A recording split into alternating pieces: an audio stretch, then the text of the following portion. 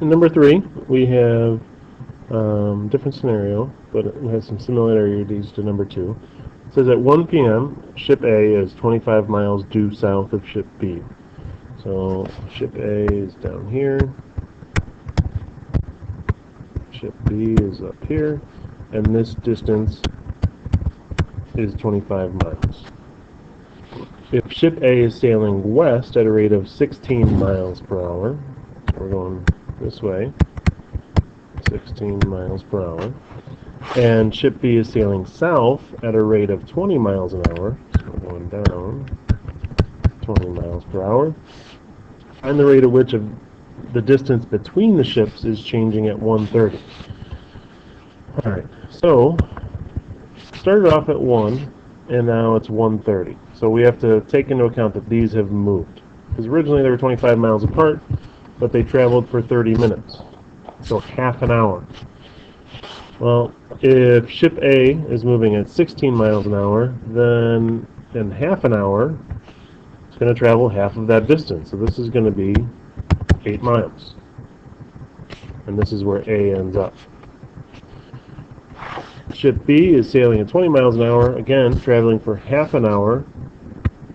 They're going to travel half of that distance, so that would be 10 miles. So this is where B ends up. This is where A ends up. What we're trying to figure out is the rate at which the distance between these two is changing. Well, it may look kind of like a weird shape, but if we connect where B is to where A started from, we end up with a right triangle again. And I'm going to label this similar to the way I did it before. I'm going to do the horizontal X, just like the horizontal axis, vertical Y, and then our hypotenuse Z.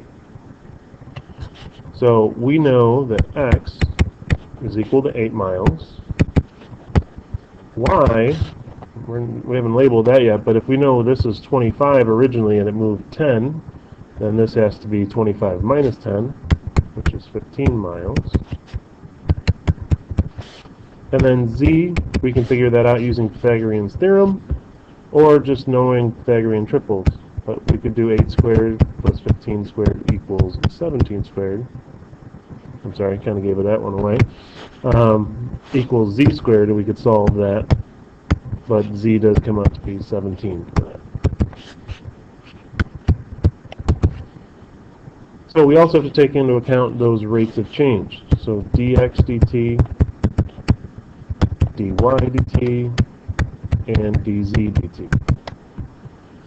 We were given a couple of them. We were told that x is moving 16 miles per hour, right? Talking about change in distance and time. So change in x over change in time, we have 16 miles per hour. dy dt, that was 20 miles per hour. We need to figure out what dz dt is. That's what we're trying to figure out.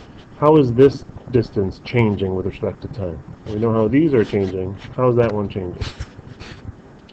So let's go ahead and figure that out. Again, we're connecting these three variables with Pythagorean's theorem. Not every problem is going to deal with Pythagorean's theorem, but these two do. Alright, now we're going to take the derivative of that with respect to time. So we get 2x dx dt plus 2y dy dt equals 2z dz dt.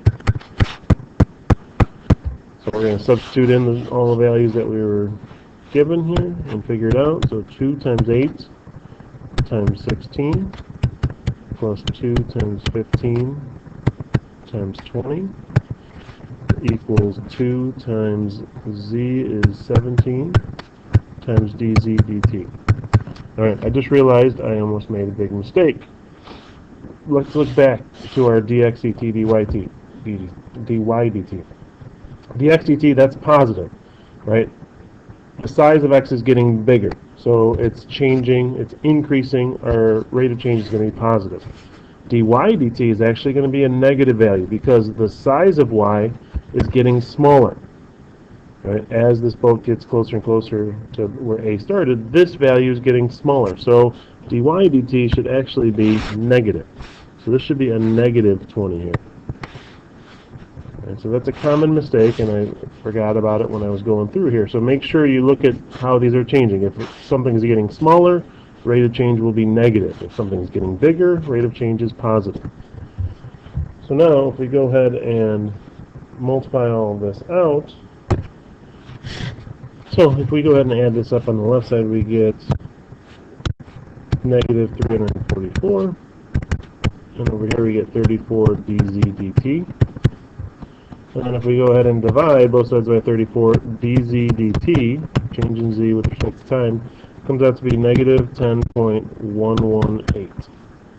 And here we're talking about miles per hour. So you want to make sure you label your answers.